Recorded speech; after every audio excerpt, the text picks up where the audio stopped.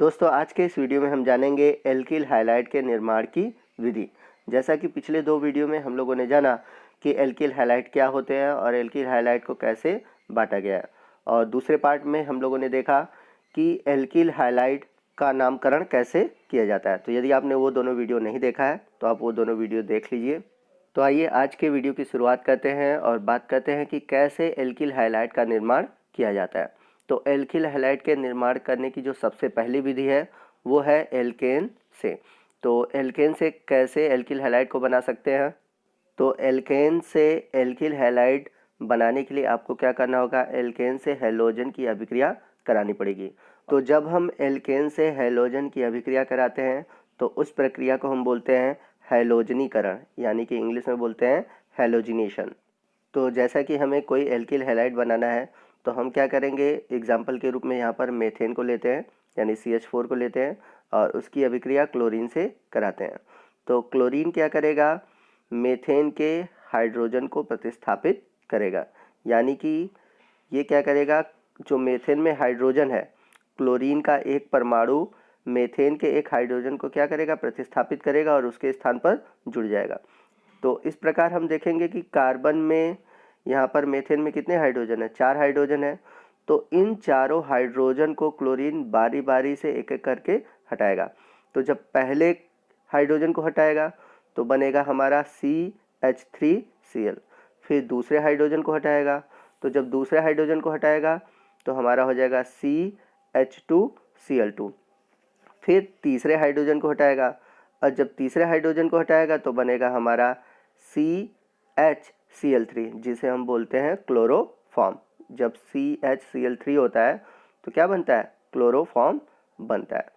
अब जब चौथे हाइड्रोजन को हटा देगा, यानी कि जो लास्ट बचा हुआ हाइड्रोजन को हटा देगा, तो हमारा बनेगा CCl4, जिसे हम बोलते हैं कार्बन टेट्रा क्लोराइड।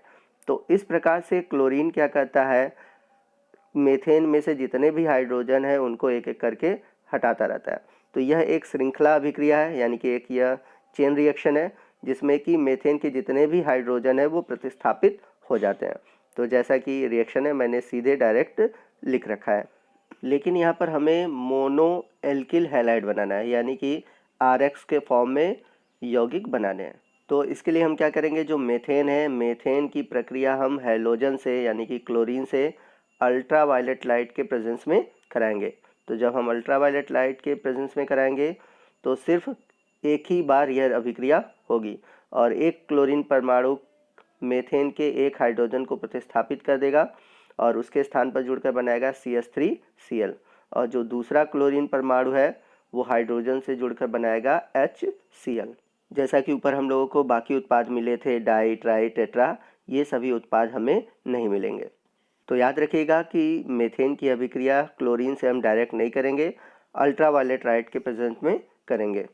अब इसी प्रकार अगर हमें बनाना हो एथिल क्लोराइड तो हम क्या करेंगे, यहाँ पर मेथेन की जगह क्या लेंगे, एथेन लेंगे, और एथेन के साथ जब अभिक्रिया कराएंगे तो हमारा बनेगा एथिल क्लोराइड। तो एथेन का फार्मूला होता है C2H6। अब क्लोरीन क्या करेगा, इसके एक हाइड्रोजन को हटाएगा तो बनाएगा C2H5Cl, जिसे हम बोलेंगे एथिल क्लोराइड, और एक जो क्लोरीन है हाइड्रोजन के साथ जुड़कर, जो प्रतिस्थापित हाइड्रोजन है उसके साथ जुड़कर बना देगा HCl। तो इस प्रकार से बनेगा एथिल क्लोराइड। अब यदि हमें मेथिल ब्रोमाइड बनाना हो तो क्या करेंगे, तो हम मेथेन की अभिक्रिया किससे कराएंगे, ब्रोमीन से कराएंगे। तो यहाँ पर हम मेथेन ले लेते हैं और ब्रोमीन ले लेते हैं। तो ब्रोमीन क्या करेगा, मेथेन के एक हाइड्रोजन को हटाएगा जैसे क्लोरीन हटा रहा था, और बन जाएगा CH3Br, यानी कि मेथिल ब्रोमाइड। और क्या बनेगा, जो प्रतिस्थापी हाइड्रोजन है वो अगले ब्रोमीन के अणु से जुड़ जाएगा। तो इस प्रकार से मेथिल ब्रोमाइड का निर्माण होता है। अब यदि हमें बनाना हो मेथिल आयोडाइड, तो मेथिल आयोडाइड बनाने के लिए सेम जैसे हम लोगों ने क्लोरीन लिया है, ब्रोमीन लिया है, उसी तरह हम क्या लेंगे, आयोडीन को लेंगे। तो जब हम आयोडीन को लेंगे तो हमारा बनेगा मेथिल आयोडाइड। परंतु इस अभिक्रिया के साथ एक प्रॉब्लम यह है कि यह एक रिवर्सिबल रिएक्शन है, यानी कि यह एक उत्क्रमणी अभिक्रिया है। आइए ऐसा क्यों होता है समझते हैं। तो जब हम I2 बनाएंगे तो यहाँ पर बाई प्रोडक्ट के रूप में बनेगा HI, और ये जो HI होता है यह एक प्रबल अपचायक है, क्योंकि इसका आकार बड़ा होने के कारण इसकी जो बॉन्ड एंथैल्पी है वो बहुत कम है। तो प्रबल अपचायक होने के कारण ये क्या कहता है, CH3I से दोबारा अभिक्रिया करता है और फिर से बना देता है CH4 और I2। तो इस कारण ये जो अभिक्रिया होती है, यह अभिक्रिया रिवर्सिबल हो जाती है, उत्क्रमणीय हो जाती है। तो इसका कारण यह है कि जो HI है यह एक प्रबल अपचायक है। तो यदि हम चाहें यह अभिक्रिया रिवर्सिबल न हो तो हमें HI को हटाना पड़ेगा, और HI हम सभी जानते हैं प्रबल अपचायक है। तो इसको हटाने के लिए हमें क्या चाहिए होगा? आक्सीकारक चाहिए होगा। तो यदि हमें यह अभिक्रिया करानी है तो इसके लिए हम एक आक्सीकारक लेंगे, और आक्सीकारक के रूप में लेंगे HNO3। तो ये HNO3 करता क्या है? ये HNO3 HI से यानी कि हाइड्रोजन आयोडाइड से अभिक्रिया करता है और इसे आयोडीन में कन्वर्ट कर देता है। तो इसके कारण क्या होता है कि जो हमारा HI है वो रह नहीं पाता है, यानी कि वो आयोडीन में कन्वर्ट हो जाता है, और जब HI नहीं रह पाता तो यह अभिक्रिया जो होती है वो विपरीत अभिक्रिया में नहीं हो पाती। तो यहाँ पर बस आपको एक बात याद रखनी है कि जब हम क्लोरीन से मेथेन की अभिक्रिया कराते हैं या फिर ब्रोमीन से अभिक्रिया कराते हैं तो हम डायरेक्ट मेथेन में क्लोरीन या ब्रोमीन डालते हैं, लेकिन जब हम आयोडीन से अभिक्रिया कराते हैं तो उस समय हमें एक आक्सीकारक डालना होता है। जैसे यहाँ पर हम ऑक्सीकारक के रूप में क्या लिए हैं? HNO3 लिए हुए हैं। तो इसी प्रकार की सावधानियाँ आपको फ्लोरीन के हैलाइड बनाते समय भी रखनी है, और ये बहुत ही इंपॉर्टेंट रिएक्शन है आपके एग्जाम के पॉइंट ऑफ व्यू से। तो यहाँ पर याद रखिएगा कि हैलोजनीकरण का उपयोग फ्लोरोएल्केन बनाने में नहीं किया जाता। क्यों नहीं किया जाता? क्योंकि जैसे आपने आयोडीन लिया, ब्रोमीन लिया, उसी तरह यहाँ पर आप F2 लेंगे, और जब ये F2 से अभिक्रिया करेगा तो F2 के बीच जब बॉन्डिंग टूटेगी तो बहुत अधिक ऊष्मा निकलती है, और इस अपार ऊर्जा को नियंत्रित करना बहुत कठिन होता है। तो इस प्रकार से यह अभिक्रिया एक विस्फोटक अभिक्रिया होती है।